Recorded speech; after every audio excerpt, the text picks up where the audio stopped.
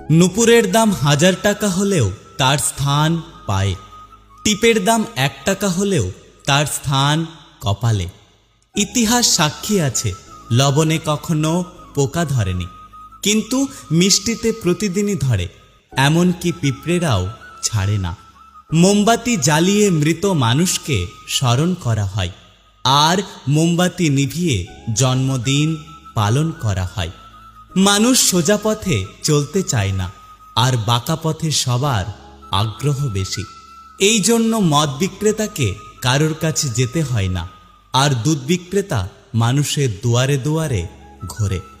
আমরা দুধ বিক্রেতাকে সবসময় বলি দুধে জল মেশাননি তো, অথচ আমরা মদে নিজেরাই জল মিশিয়ে খাই। একটা গাছ থেকে লক্ষাধিক দেশলাই খাঁটি হতে পারে, কিন্তু একটা দেশলাই খাঁটি লক্ষাধিক গাছকে জ্বালিয়ে দিতে পারে।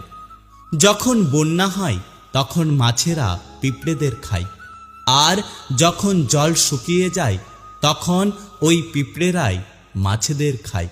সুতরাং সময় এবং পরিস্থিতি যে কোনো সময় বদলাতে পারে।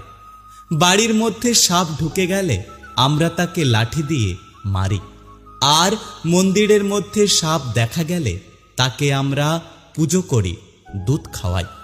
পৃথিবীতে সবথেকে বেশি মিথ্যে কথা বলা হয় আদালতে, ধর্মগ্রন্থ ছুঁয়ে, আর পৃথিবীতে সবথেকে বেশি সত্য বলা হয় মদের দোকানে, মদের গ্লাস হাতে নিয়ে। সময় বড় কঠিন হয়, তাই জন্যই তো ঘড়িতে ফুল নয় বরং কাঁটা থাকে। কেউ একজন একটি সুন্দর কথা বলেছেন, আমি যখন ছোট ছিলাম তখন আমার জুতো ছিল না বলে আমি কেঁদেছিলাম। তারপর একদিন দেখলাম এমন একটি ব্যক্তি যার পা নেই।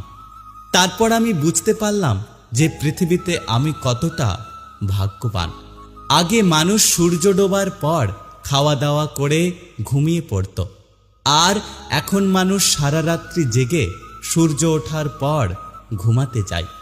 আজ পর্যন্ত মানুষকে এতটুকুই চিনলাম, জানোয়ার বললে রেগে যায়, অথচ বাঘের বাচ্চা বললে খুশি হয়। আপনারাই বিচার করে বলুন, বাঘ কি তাহলে পশু নয়? উপোস করলেই যদি ওপরবালাকে পাওয়া যেত, তাহলে এই পৃথিবীতে বহুদিন অনাহারে থাকা মানুষ সব থেকে বেশি ভাগ্যবান হতো। উপোস অন্যের নয়, চিন্তা ভাবনার করুন। মানুষকে মানুষ বলে ভাবার চেষ্টা করুন। মানুষের সাথে পশুর মতো ব্যবহার করবেন না। নিজের মধ্যে কখনো অহংকার আসতে দেবেন না। ওপরবালার উপরে